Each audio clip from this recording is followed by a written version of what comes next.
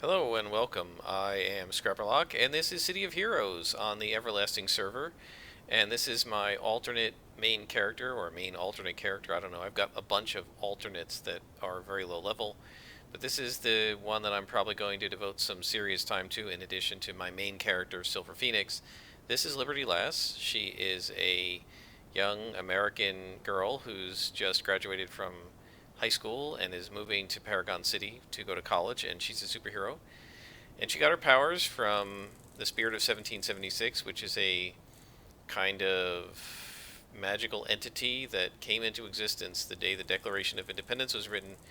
And the Spirit of 1776 grants superpowers to um, deserving Americans, and she was deemed worthy.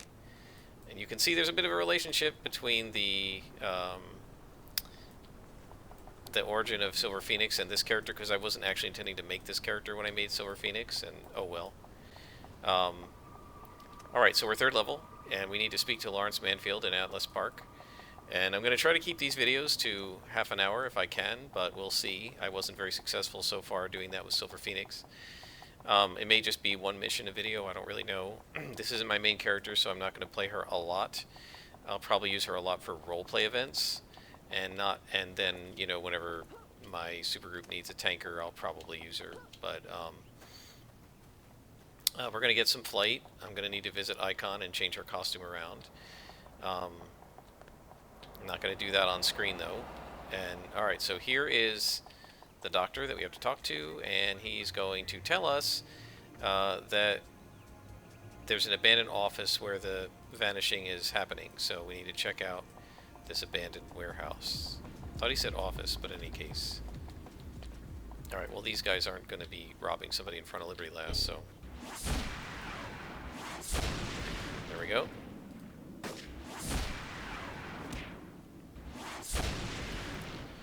You're welcome. So far I'm not turning off XP for her. If you were watching, I have another series. I don't know if I don't know if I'm going to post it. I'm not really sure how far I'm going to get in it. About a corruptor, Comet Flare, and I was doing the thing where I turn on and off the XP every other level, and she got to like level 4.25 or something like that, 4 1/3, and then I ran out of missions and I had to just street sweep. So I don't want to do that. So I really would rather not street sweep.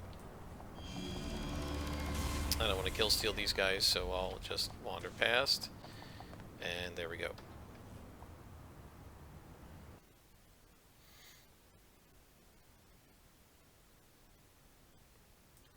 So, you hear marching of booted feet. Oh, this is going to be the council. Perfect. Liberty Lass against the Fascists. Her arch enemies are always the fifth column. When I played this game originally with her back in the day, because they're Nazis. And she's a patriot girl. So let's see, there's got to be bad guys up here. Yeah. Alright, here we go.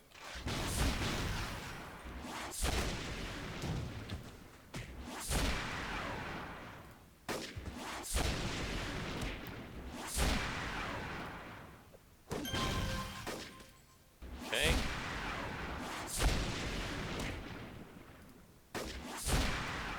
Excellent.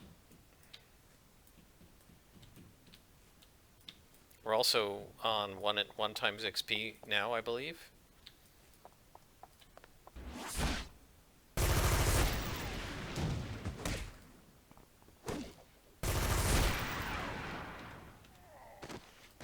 Okay. He's beaten. So, Council are Fascists. As I mentioned in the previous video, the Council replaced the fifth column in the game. When the game first came out, these bad guys were called the fifth column, and they were Nazis. Essentially, they were leftovers from a group of Nazis who invaded Paragon City, and most of them were captured during World War II, but a few of them escaped, and then they recruited more people, and they're basically trying to bring the Reich back. And so the fifth column was neo-Nazis, literally. And then when originally the game was only available in North America, but then when they put it live in Europe and they put it into Germany, they had a problem, which was that the Germans do not allow Nazi stuff. And so they didn't want to get in trouble with the German government, I guess, or upset German people. So so what they did was they switched them to essentially derivatives of the Italian fascists instead of the German Nazis. So essentially these guys are fascists instead of Nazis.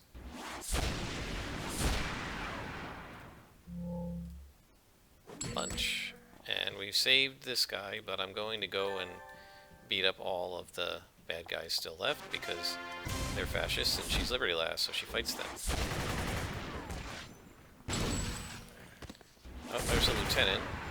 You get some more damage. That'll make him go down faster. Yeah, with about 2 of these, I now do as much damage as a scrapper would by default do. There we go. Take a health.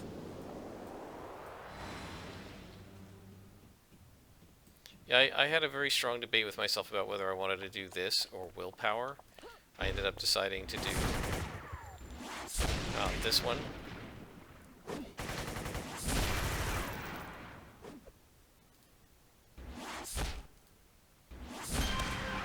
And oh, you know what? That was a mistake. I want to start hoarding sturdies as if they were Lux, and using Lux as if they were sturdies. Alright, so we defeated him. And I guess one of the things that's sort of paradoxical is I'm trying not to overdo XP, but then I do this stuff, you know. I mean, I could have just walked out of the mission instead of defeating these guys and getting like 2 extra ball point experience. But it just seems to me it's non-character for her to just walk out knowing there are not like fascists in the building.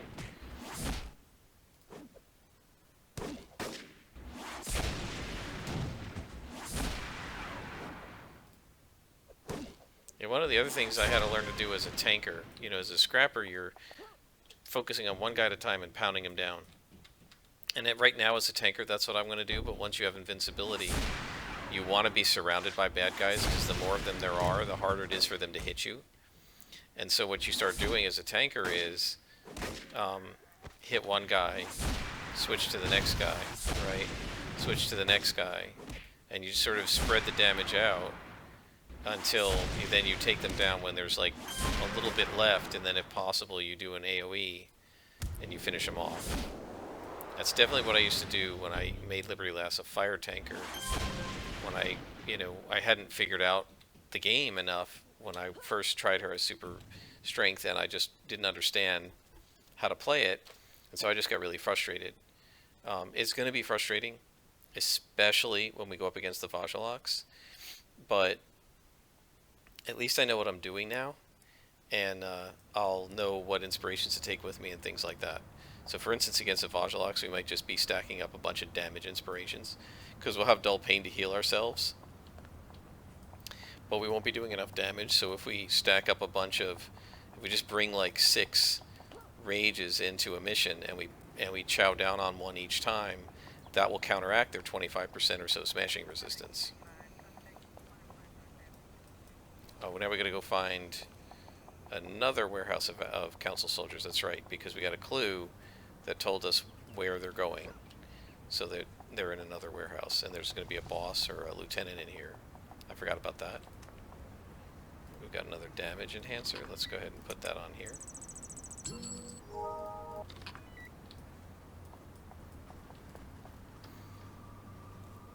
Yeah, so our next power will probably be dull pain.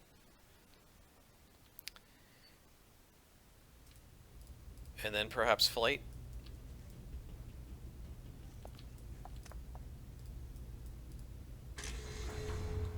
Or council. Another thing that we have to do, she has the equivalent of a build-up. I think it's called Rage. We're going to have to get that as soon as possible also to increase her damage. And that's going to need to be 6 slotted. And recharge and with to hit buff and so on.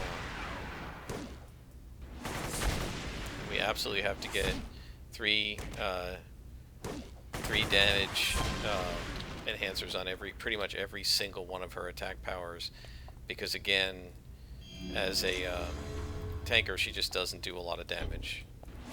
Right, damage is her secondary, and defense is her primary. And I thought about making her a brute. Probably be more fun to play her as a brute, just because brutes are more active and they do more damage. But this character really has always been a tanker, and it's really the invulnerability they want for her more than anything else. She should be like the hardest person to hurt on the whole team. And I remember when I played her originally, she was literally the only tanker that was ever played by anyone. I mean, we had a few people who had tanker alts on the team, and they played them for like 2 levels. People would get bored of tankers because they're very slow to solo, and it's not as much of a problem now because the game level's faster, and they've changed some things and made tankers a little easier to play. And so, I mean, it used to be that tankers would have to take the provoke pool power, and basically they would spend so many power choices, because you had to take swift, health, and stamina, right? You had to take your defenses. They would spend so many power options before, say, level 30 on the fitness pool. That's 3 on the boxing pool to get tough and weave. That's 6 with just boxing added. And they would then spend them on, oh, we leveled up. They would spend them on the provoke and taunt, and so they spent so many powers on that, and they would just leave their attacks till later, and that's a bad idea. You really want to get your attack chain going, right? At this level, as we saw with my martial arts super reflex scrappers, you can see with, heck, any blaster or corruptor or controller or whatever, the enemies don't do that much damage to you, and they don't have a lot of ability to hurt you at this level. So what you really want to do is get those attacks in early. Even if you're a tanker, or even if you're a defender, get those attacks in early, and then as you get to the later levels, you can build backfill with the defensive powers, the buffs, and so forth. Especially if you're going to do a lot of soloing. Now, if you're a defender and you're going to be on groups a lot at the beginning, obviously you need those buffing and defensive powers, or nobody's going to want you on their team.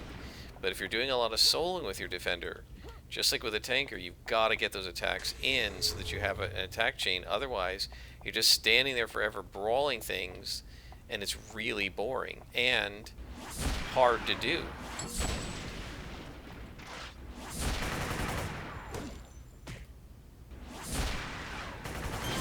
So think about it, if I'd gotten temporary invulnerability and all I had here was this jab, how annoying that would be. Right, punch is doing some good damage. It does twice as much damage as jab. It refreshes fairly quickly. And you can imagine with maybe one more attack and these things with single origin recharge enhancers, we will be doing some pretty good attacking. But you've got to get those powers in. And what people would do is they would get like level 2 temporary invulnerability, level 4 dull pain, level 6, I don't know, hover, level 8 stamina, level 10 resist elements, level 12 unyielding, level 14 flight, level 16 health, right? Meanwhile, they're sitting there with just jab or punch as their only attack, and that's just nuts. And I mean, I guess if you're on teams all the time, it's fine, because then you're just and taunt and stuff, and then you're getting provoke, right? And they would wait until level 30 to get anything else. They're like, well, I'm not attacking, I'm not a tanker. Yeah, but if you try to solo, then you're just going jab, wait, jab, wait, jab, wait. That's super boring. So I believe for soloing that you definitely want to get all of your powers in, like as many attacks in as you can early, right? I just think it's crazy to try to solo with one attack power. But I know there were tankers on the original forums who used to do that. Oh, I just use Brawl. And then they would slot Brawl. And then, I'll just respec later when after I get to level 30. Now, I'm not going to try to respec my character. Now, there are multiple builds, so what I may do with this character is use this build to be more offensive, and use the other build to be all the defensive powers to get them in earlier, so I can switch builds. But from soloing this character, I'm not going to be doing all the defenses first. That's just crazy to me. I always try to be balanced if I can. All right, so we can call our contact, and she says, "We've just started hearing about the Council Liberty Lass, but it seems like they're a bold group. Just recently, they managed to take over another villain organization, and that is the Fifth Column. So now we have two choices. We can talk to the Atlas Park security chief, or we can patrol Atlas Park, so we're going to patrol Atlas Park. But before we do that, time to level up. So let's go to the map and hit Miss Liberty. Oh, these guys are going to attack me, but it doesn't matter. They won't follow me this whole way.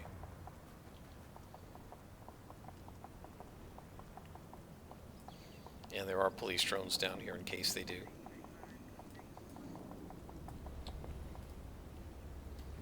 Train up to a new level of power. So we can get Haymaker, we can get Temp Invuln, we can get Dull Pain. Or we can choose from a pool power. I think I'm going to get Dull Pain. Dull Pain's a great power. Now we don't have to carry heals because we can use this. It recharges every... Oh gosh, this is a 6-minute recharge. We're definitely going to need to put triple recharge enhancers on that, get it down to 3 minutes. Let's see, do we have... Oh yeah, we got lots of stuff to sell. Let's see, we have some resistance now.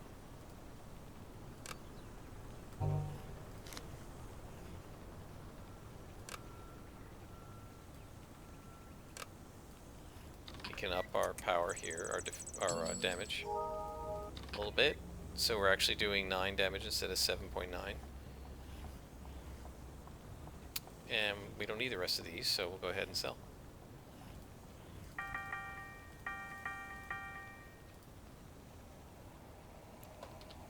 Alright. Now we're going to go on patrol. Patrol Atlas Park. So we've done that before, so I'll just quickly go around. And again, this mission was put into the game at the beginning, at launch or whatever, to help people become familiar with Atlas Park.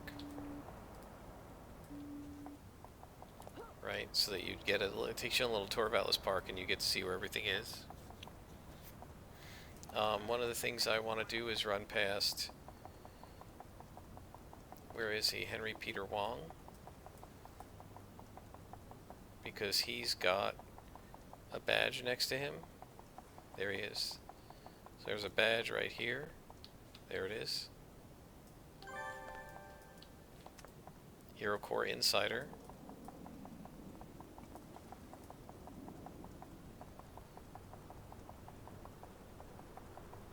So now we're going to go back to our patrol and pick up the next waypoint. Click on the next Callbox.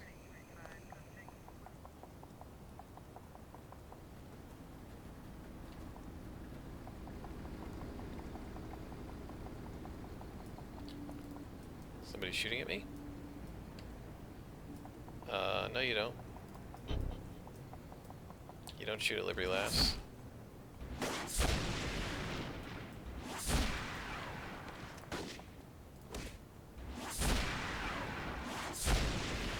There we go.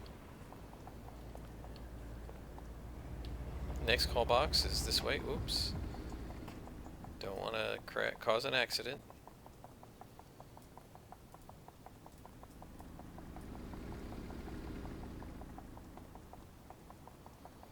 Yeah, I think you still can't swap influence between characters, and assuming that that's the case, one of the easy ways to do it is to take some crappy enhancement, like a level 1 range enhancement, and throw it on Wentworth's for like 400,000 influence. Nobody's going to buy it.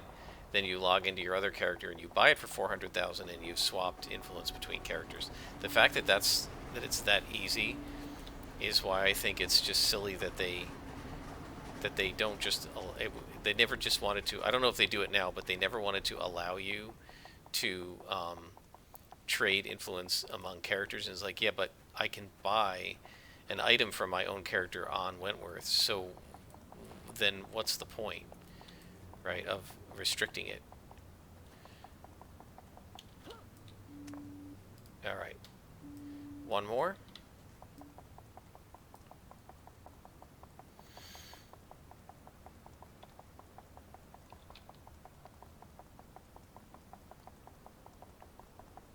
I really love the capes. They look so cool.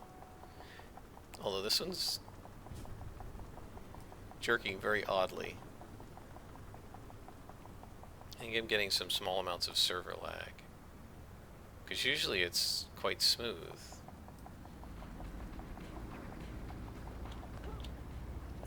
Yeah, it looks good now. I don't know.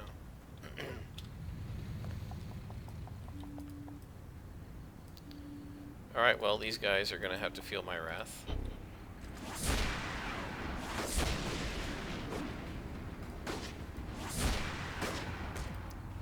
For freedom! Who said that? That was Minuteman in the Freedom Force game.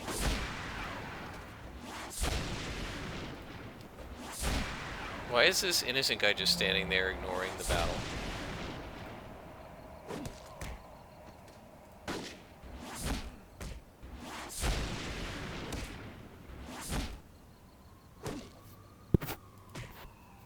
Sorry, I just banged the microphone. You're welcome. More damage, that's good.